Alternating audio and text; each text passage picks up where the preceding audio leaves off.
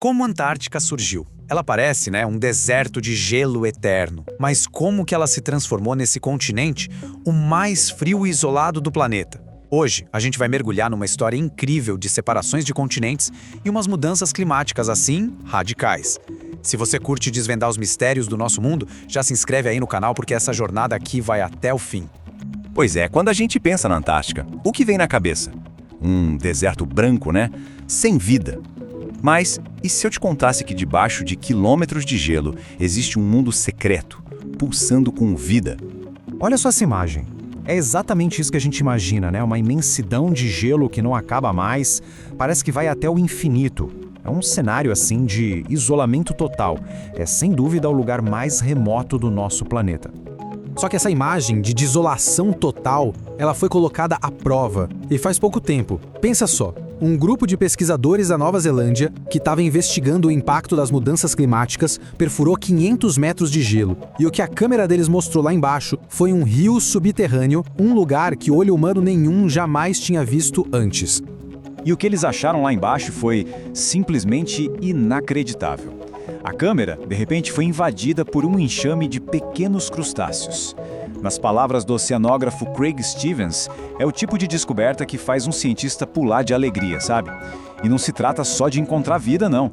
É a prova de que existe um ecossistema inteiro, complexo, ativo, prosperando na escuridão total debaixo do gelo. Tá, mas como é que um ecossistema inteiro pode existir num lugar desses? Para a gente entender isso, a gente precisa voltar no tempo. E não é pouco tempo não, a gente vai viajar milhões de anos até a origem geológica bem violenta desse continente. A história do gelo da Antártica começa com uma separação. Milhões de anos atrás, a Antártica finalmente se soltou da América do Sul. E esse evento geológico, essa quebra, deu início a uma reação em cadeia que mudou o clima do planeta para sempre. E o que aconteceu logo depois dessa separação foi o surgimento de uma força poderosa, invisível, a corrente circumpolar antártica. Essa corrente funciona basicamente como a porta de uma geladeira gigante. Imagina, ela começou a circular o continente sem nenhuma barreira, sem nada para pará-la. E com isso, ela bloqueou a chegada de águas mais quentes de outros oceanos. O resultado? Bom, o resultado foi um isolamento climático total, uma queda assim brutal na temperatura, e aí começou a se formar o imenso manto de gelo que a gente conhece hoje. E olha que interessante, esse manto de gelo não é só água congelada. Não mesmo.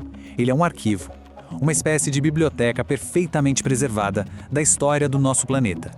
650 mil anos, é isso mesmo.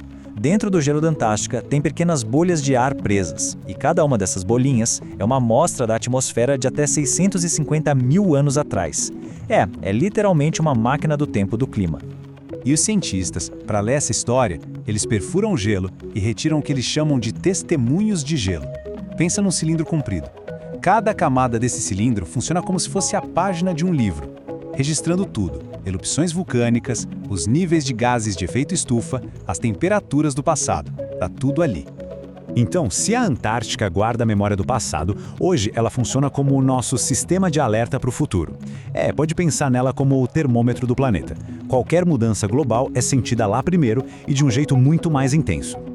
E os dados, gente, são alarmantes.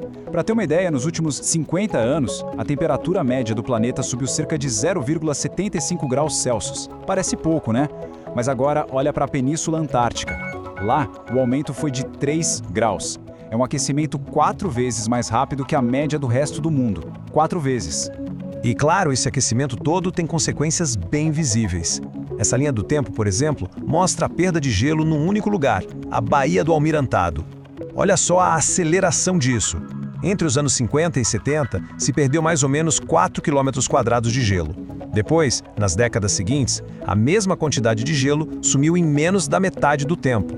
E aí, no finalzinho dos anos 90, a perda foi ainda maior, só que num período de 5 aninhos. O ponto-chave aqui é que o derretimento não é constante, ele está acelerando, e muito. E é assim que essa aceleração se parece na vida real. Cada pedaço de rocha exposto ali na costa é como se fosse uma cicatriz. É a prova visual de que as geleiras estão indo embora, estão recuando. É uma paisagem inteira sendo redesenhada, em tempo real, pela nossa influência no clima. Mas, no meio de tudo isso, A história da Antártica tem uma reviravolta que é, no mínimo, inspiradora. Pensa bem, o continente que nasceu do isolamento geológico hoje se tornou o maior símbolo de cooperação global da humanidade. Por causa do Tratado da Antártica, ele é um lugar dedicado exclusivamente à paz e à ciência, um laboratório natural, aberto para o mundo todo. Então, fica aqui a reflexão, né? O gelo da Antártica registra com uma precisão incrível o nosso impacto no planeta. A pergunta que esse gelo nos faz é a seguinte: que história a gente está escrevendo agora para que as futuras gerações leiam nessas camadas de gelo? Bom, espero que essa nossa viagem pela Antártica tenha mostrado um lado novo desse continente que é simplesmente fascinante. Se você quer continuar desvendando as histórias que o nosso planeta tem para contar, já sabe, se inscreve aí no canal para ajudar a gente a produzir mais e não perder as próximas, combinado? Até mais!